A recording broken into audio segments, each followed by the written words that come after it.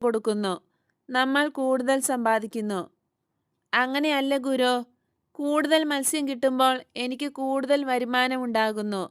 എന്നാൽ മത്സ്യത്തിന്റെ തൂക്കം ഇരട്ടിയായെങ്കിൽ അയാൾ കരത്തിന്റെ ഇരട്ടിയല്ല വാങ്ങുന്നത്, 4 ഇരട്ടി വാങ്ങും. ലാഭക്കൊതിയൻ. ആകട്ടെ പത്രോസേ, നമുക്ക് അവിടെ വരെ പോകാം. അവരോട് പ്രസംഗിക്കണമെന്ന് ഞാൻ ആഗ്രഹിക്കുന്നു. ചുങ്കം പിരിക്കുന്ന സ്ഥലത്ത് ധാരാളം ആളുകൾ എപ്പോഴും ഉണ്ടല്ലോ. അതിൽ അത്ഭുതമില്ല.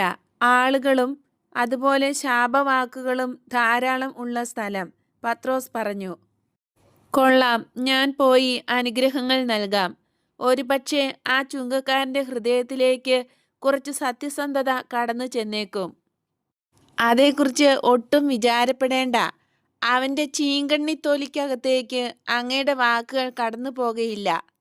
നമുക്ക് നോക്കാം. അങ്ങ് എന്താണ് അവനോട്